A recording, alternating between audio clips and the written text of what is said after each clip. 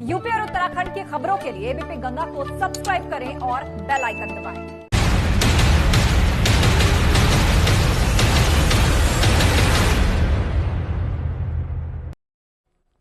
नमस्कार, आप देख रहे हैं गंगा दोपहर और आपके साथ मैं राजेंद्र देव। शुरुआत एक बड़ी खबर के साथ। किसानों और सरकार में बैठक जारी है। विज्ञान भवन में यह बैठक हो रही है और इस बैठक में कई किसान संगठन मौजूद हैं। कल की बैठक बेनतीजा रही थी। किसान संगठन दिल्ली घुसने की भी कोशिश में है। बैठक से पहले कृषि मंत्री नरेंद्र तोमर का बयान आया है। उन्होंने आशा व्यक्त की है कि बातचीत से सकारात्मक नतीजे निकलेंगे। बड़ी खबर, बड़ा अपडेट इस वक्त का। इस वक्त बैठक चल रही है विज्ञान भवन में। किसानों और सरकार के बीच में तस्वीर आप देख लीजिए, ट्रैफिक जाम देख लीजिए, कृषि मंत्री का बयान देख लीजिए आप।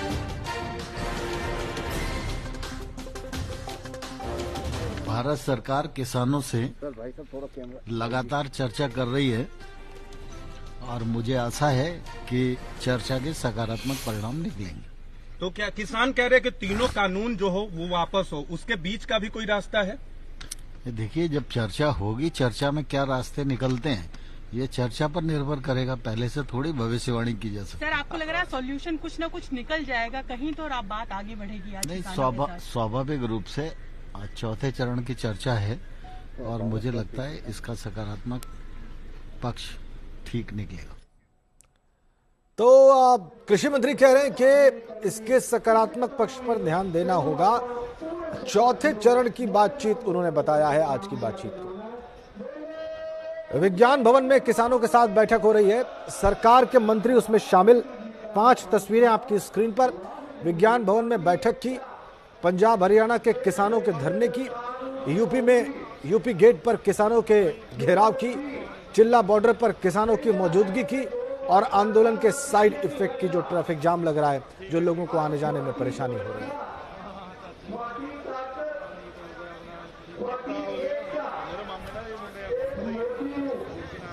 पांच तस्वीरें हम आपको अपने सहयोगियों के पास लिए चलते हैं, जो 2 महत्वपूर्ण स्थानों से इस वक्त हमारे साथ सीधा कनेक्ट है। अविनाश तिवारी विज्ञान भवन से इस वक्त हमारे साथ सीधा कनेक्ट है। बलराम पांडे इस वक्त दिल्ली और उत्तर प्रदेश की सीमा पर है। नोएडा, दिल्ली और नोएडा की सीमा पर है, वहां से सीधा कनेक्ट है। पहले हम आपको विज्ञान भवन लिए चलते हैं अविनाश के पास। अविनाश, कोई इनपुट आपके पास इस बैठक के अंदर से? जी देखिए राजेंद्र, सबसे बड़ी बात है कि ये बैठक शुरू हो चुकी है और पिछली बार यानी कि 1 दिसंबर को जहां पे 32 किसान नेताओं को बुलाया गया था, वहीं आज 40 किसान नेताओं को बुलाया गया है। अगर बात करें तो ये आज कुल चौथे दौर की बातचीत है, क्योंकि इसके पहले 3 दौर की बातचीत सरकार और किसान संगठन के नेताओं से हो चुकी है। सरकार ने लिखित में मांग की थी कि किसान नेता क्या चाहते हैं, इसको लेकर लिखित में अपनी बात दे। अगर बात करें तो इसके जवाब में किसान नेताओं ने जो लिखित में बात दी है उसमें 5 मुख्य मांगे मांगी गई है। पहली तो यह कि जो 3 नए कानून आए हैं इसको खत्म किया जाए। दूसरा यह कि एमएसपी को लागू किया जाए और इसके लिए लिखित आदेश जारी किया जाए। तीसरा यह कि स्वामीनाथन आयोग की रिपोर्ट लागू की जाए और चौथा यह कि देश भर में जितने भी किसान नेता हैं उनके खिलाफ जो भी केस दर्ज है उसको वापस लिया जाए। और 5वां यह मांग की गई है कि किसानों के लिए डीजल के दामों में कमी की जाए, क्योंकि डीजल के दामों में बढ़ोतरी है जिसकी वजह से किसानों को काफी नुकसान हो रहा है। तो ये 5 मांगे आज किसान नेताओं की तरफ से केंद्रीय कृषि मंत्री नरेंद्र सिंह तोमर को दी गई है। अब इसी पे मंथन चलेगा, इसी पे बातचीत होगी। अब देखने वाली बात ये महत्वपूर्ण होगी कि सरकार का रुख क्या रहता है, क्योंकि यहां आने से पहले केंद्रीय कृषि मंत्री नरेंद्र सिंह तोमर ने गृह मंत्री अमित शाह से भी मुलाकात की, उनसे भी बातचीत की और सरकार के रुख को लेकर उनसे एक दिशा निर्देश लिया और बातचीत की किस तरीके से आगे की सरकार की बातचीत को आज रखना है। अगर बात करें तो आज भी वही तीनों मंत्री यहां पे मौजूद है जो 1 तारीख की बैठक में मौजूद थे, यानी कि कृषि मंत्री नरेंद्र सिंह तोमर, रेल मंत्री पीयूष गोयल और इसके अलावा उद्योग और कॉमर्स एंड इंडस्ट्री मिनिस्टर सोम प्रकाश, जो कि पंजाब से ही आते हैं, वो यहाँ पे मौजूद है। सरकार की ओर से यही बातचीत रख रहे हैं, लेकिन किसानों ने अपनी बात को रखते हुए सरकार को यह अवगत करा दिया कि किसानों की मुख्य मांगे क्या है। हालांकि 40 किसान नेता हैं, अब सरकार सभी से बातचीत करेगी और एक बीच का रास्ता निकालने की तैयारी करेगी। हालांकि जो तमाम सारे किसान नेता जब हम भी बातचीत कर रहे थे तो उनका यह कहना था कि बीच का कोई रास्ता मंजूर नहीं होगा, सरकार तत्काल प्रभाव से जो करना हो अभी करे तभी किसान हटेंगे। यानी कि कई किसान नेता यह भी कह रहे थे कि तीनों कानून को खत्म करने के लिए तत्काल पार्लियामेंट सेशन बुलाना चाहिए, उसके बाद ही किसान यहाँ से हटेगा। और यहाँ तक कहा गया कि अगर बातचीत नहीं बनेगी तो 26 जनवरी को जो गणतंत्र दिवस की परेड होती है उसमें किसान भी अपनी परेड करेगा। तो जाहिर तौर से बात है कि टकराव की स्थिति बड़ी जो है गंभीर है। अब देखने वाली बात यह है कि सरकार इसमें क्या रुख निकालती है और क्या रास्ता आज की बैठक में निकलता है, क्योंकि जो 5 मुख्य मांगे रखी गई किसानों की तरफ से, पांचों बहुत पेचीदी भरी मांग है। अगर बिल्कुल बिल्कुल बिल्कुल 5 ऐसी मांगे जो आप बता रहे हैं किसानों ने रखी हैं, इसको एज इट इज स्वीकार करना सरकार के लिए बहुत कठिन होगा। तो ये अगर किसानों का रवैया रहता है और इस पर वो अड़े रहते हैं, तब बातचीत कितनी सकारात्मक होगी इसको हम सब लोग अंदाजा इसका लगा सकते हैं। हम बलराम पांडे के पास चलते हैं। बलराम पांडे इस वक्त दिल्ली नोएडा बॉर्डर पर मौजूद हैं। बलराम, मैं देख पा रहा हूं आपके आसपास मुझे किसान दिखाई दे रहे हैं, स्थिति क्या है वहां पर?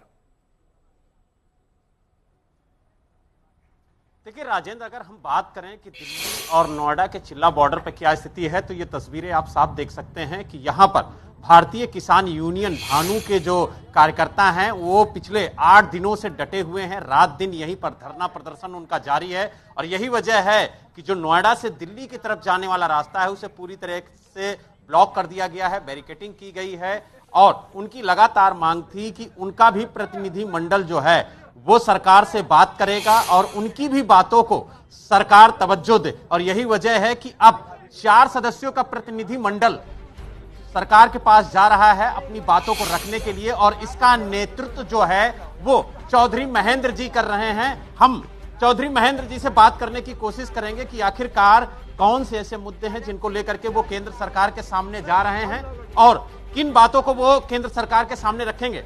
महेंद्र जी, ये बताइए किन मुद्दों को लेकर के आप जा रहे हैं वार्तालाप के लिए? मेन मुद्दा है हमारा किसान आयोग का गठन। हम उसमें प्योर किसान हो, 100% किसान हो, अपनी अपनी जो उपज है उसके रेट हम खुद तय करें, उसके बाद में एमएसपी बने और फिर सरकार खरीदे। यानी कुल मिला के जो और प्रतिनिधि मंडल बात कर रहे हैं उनमें से भानु का एक अलग एजेंडा है कि किसान आयोग का गठन हो कम से कम।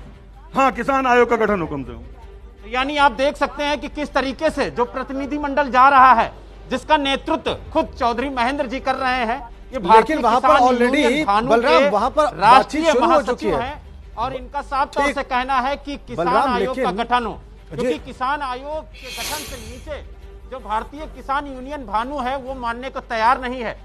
और यही वजह है बलराम, वहां पर ऑलरेडी बातचीत शुरू हो चुकी है। बलराम, वहां पर 40 किसान सरकार से बातचीत शुरू कर चुके हैं, तो क्या ये बीच में ज्वाइन करेंगे बातचीत चौधरी महेंद्र जी? उसको भी समय दिया जाएगा। हमारे साथ राष्ट्रीय अध्यक्ष हैं भानु प्रताप सिंह खुद।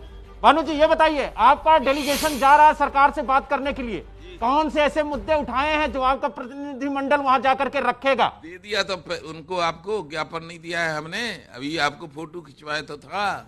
नहीं, ज्ञापन आपने दिया, लेकिन किसान आयोग का गठन करे सरकार और भारत के राजनेताओं पे से माफ करना हमें विश्वास हट गया है, इसलिए किसान आयोग में केवल किसान रहेंगे, राजनेता एक भी नहीं। किसान आयोग फसलों की तय दाम तय करेगा, सरकार नहीं। और 73 साल से जो किसान विरोधी नीतियों के कारण किसान कर्जदार हो गया है वो केंद्र सरकार को माफ करना पड़ेगा, इसलिए कि उद्योगपतियों के 68,000 करोड़ माफ हो गए, 20 लाख करोड़ रुपया लॉकडाउन में दे दिए गए। किसान भी कर्ज मुक्त होना चाहता है। उसके बाद हम कीमत लगाएंगे, सरकार खरीदेगी, ये हमारा फॉर्मूला है। सरकार खरीदेगी, फिर सरकार जो कोटेदार हैं, कोटा होते हैं, उनके द्वारा गरीबों को बंटवावे और निर्यात करे, उससे हमारी कोई लेना नहीं। यदि बचे तो समुद्र में फेंकवावे, हमारा पूरा खरीदना पड़ेगा। यानी भानु जी, आप राष्ट्रीय अध्यक्ष हैं भारतीय किसान यूनियन भानु के, अगर सरकार बात नहीं मानती, अगर जो आपने कहा कि जैसे किसान आयोग का गठन हो, अगर गठन नहीं होता तो फिर आगे की रणनीति क्या होगी? 11 में आई थी और 13 में आई थी, मनमोहन सिंह ने नहीं माना तो हमने कह दिया था आप हमारी बात नहीं मानोगे तो ऐसे चले जाओगे जैसे गधा के सींग नहीं होते, तुम भी नहीं रहोगे। इन्होंने विश्वास दिलाया था कि हम आएंगे, कर्जा माफ करेंगे, किसानों की आमदनी दुगनी करेंगे, किसानों की बात मानेंगे, तो समर्थन दिया था। ये भी नहीं मानेंगे तो ये भी चले जाएंगे। सरकार तो कह रही है कि चाहे एमएसपी हो, चाहे भंडारण हो, चाहे आपका कॉन्ट्रैक्ट फार्मिंग हो, वो किसी चीज से छेड़छाड़ नहीं, वो तो आपको स्वतंत्र कर रहे हैं, किसानों को स्वतंत्र करने में लगेंगे कि उनकी इच्छा के अनुसार जो चाहे वो करें। स्वतंत्र कर दिए, इच्छा के अनुसार क्या? हमारी फसल और हम अमेरिका जाके बेच सकते हैं। ठीक है, ठीक बलराम, आ गई बात। हमारी चुनी ही इनकी इंसाफ की बात आ गई, भारतीय किसान यूनियन के इन नेताजी की बात आ गई, इनकी सारी बात समझ में आ गई। कह रहे हैं किसान आयोग और उसमें 100% किसान हो। आइए हम शक्ति सिंह के पास चलते हैं। शक्ति सिंह भी गाजियाबाद दिल्ली की सीमा पर मौजूद हैं।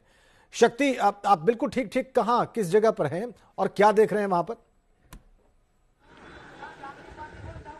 देखिए, हम दिल्ली बॉर्डर पे हैं, यूपी गेट पर, जहां नीचे की तरफ पहले वहां जाम लगाया हुआ था, अब ये फ्लाईओवर के ऊपर जाम लगाया हुआ है, जिससे कि लोगों को दिल्ली जाने में परेशानी हो सके। हम आपको तस्वीरों में दिखाते हैं कि किस तरीके से यहाँ सड़क जाम की हुई है। ये सड़क है जो कि गाजियाबाद से दिल्ली को जोड़ती है। अब गाजियाबाद के जो भी लोग इस सड़क से जा रहे थे अब नहीं जा पाएंगे, क्योंकि किसान अब यहाँ पर बैठ गए हैं। यहीं पर किसानों का लंगर चल रहा है, यहीं पर भोजन चल रहा है, यहीं पर ट्रैक्टर्स लगा दिए हैं, यहीं पर बैरिकेडिंग लगा दी है। वहीं सामने की ओर अब यूपी पुलिस है। अब यूपी पुलिस के ऊपर चुनौती है इन किसानों को यहाँ से उठाने की। अब देखने वाली बात है कि इन किसानों को कैसे समझाया जाएगा, कैसे यहाँ से हटाया जाएगा। अभी हालांकि प्रशासन से इनकी बात चल रही है, प्रशासन कह रहा है कि हम इनसे प्यार से मनाने की कोशिश कर रहे हैं, लेकिन लगता नहीं कि ये किसान यहाँ से अब उठेंगे। किसानों का ये भी कहना है कि अभी हमने एक सड़क जाम की है, अब हम दूसरी सड़क भी जाम कर देंगे जो कि दिल्ली से गाजियाबाद को जोड़ती है। तो आने वाले जो वक्त है उसमें काफी परेशानियों का सामना करना पड़ सकता है अगर किसानों की बातचीत में कोई हल नहीं निकला तो। लेकिन कुछ किसानों का ये भी कहना है कि हम तो राशन पानी भी साथ लेकर आए हैं, हमें पता है कि हमारी बात नहीं मानी जाएगी। इतने विश्वास में है किसान कि उनका ये भी कहना है कि हमारी बात नहीं मानी जाएगी। अब ये कुछ ही देर बाद पता चल पाएगा कि इनकी बात मानी है नहीं मानी, इनकी आगे की रणनीति क्या है। इस समय हम जहां मौजूद हैं, हम आपको यहाँ सड़क और दिखाते हैं। ये जो सड़क है जिस पर गाड़ियों की आवाजाही जा रही है, ये दिल्ली की तरफ से गाजियाबाद की तरफ लोग आ जा रहे हैं। ये सड़क अभी बंद नहीं है और जिस सड़क पर इस समय किसान बैठे हैं वो जो सड़क है वह गाजियाबाद से दिल्ली की तरफ जाती है। तो यानी कि जितने भी लोग अब गाजियाबाद से दिल्ली की तरफ जाने के लिए घर से निकले हैं तो उनको काफी परेशानी का सामना करना पड़ रहा है। अगर हम बात करें तो लाइव में दिखाते हैं हम कि किस तरीके से यहाँ पर जो पुलिस अधिकारी हैं, प्रशासनिक लोग हैं गाजियाबाद के, ये इनको समझाने की कोशिश करें कि इनके साथ क्या वार्ता हुई। इनसे बात करते हैं। गाजियाबाद के एसपी सिटी अभिषेक वर्मा हमारे साथ हैं। ये बताइए कि आपकी किसानों से क्या वार्तालाप हुई और क्या बात चल रही है, वो रोड यहाँ से कब तक खाली कर देंगे? जी, किसानों से बात चल रही है कि जो बीच वाला मेन रोड है दिल्ली की तरफ जाता है, इसको खाली करके किसी अन्य रोड पे बैठ जाए जो दूसरा रास्ता है, क्योंकि ये मेन रोड है, इससे काफी यातायात बाधित होता है। अभी किसानों से बातचीत चल रही है और वो उम्मीद है कि जल्द इस रास्ते को खाली करके कोई ना कोई हल निकाल लेंगे और दूसरे रास्ते पे बैठ जाएंगे और ये मेन रोड जो हमारा दिल्ली की तरफ जा रहा है इसको वो खाली कर देंगे। कोई रणनीति बनाई होगी ना यहाँ से हटाने के लिए, क्योंकि किसानों का कहना है कि हम यहाँ से हटेंगे नहीं, चाहे कुछ भी हो जाए। देखिए, इस समय सिर्फ बातचीत से हम लोग पूरा मसला हल कर रहे हैं और सभी किसान के जो यहाँ नेता मौजूद हैं उनसे हम लोग बातचीत करके एक सोल्यूशन पे आ रहे हैं और होपफुली हम लोग जल्दी इस रास्ते को खाली करवा। ठीक है शक्ति, आप आ रहे हैं ऐसा? शक्ति, आ गई बात पुलिस ऑफिसर की। वो बातचीत कर रहे हैं, नेगोशिएट कर रहे हैं कि किसान मान जाएं और उस रास्ते को जो गाजियाबाद से दिल्ली की ओर जाता है उसको खाली कर दें ताकि यातायात में कोई विघ्न बाधा ना हो। अब देखिए वो मानते हैं कि नहीं मानते, ये बहुत दिलचस्प है देखना। आप सभी का बहुत धन्यवाद, अविनाश, बलराम पांडे और शक्ति सिंह लगातार लाइव तस्वीरें दिखाने के लिए। हम रुक रहे हैं एक छोटे से ब्रेक के लिए। इस खबर पर लगातार हमारी निगाह बनी हुई है।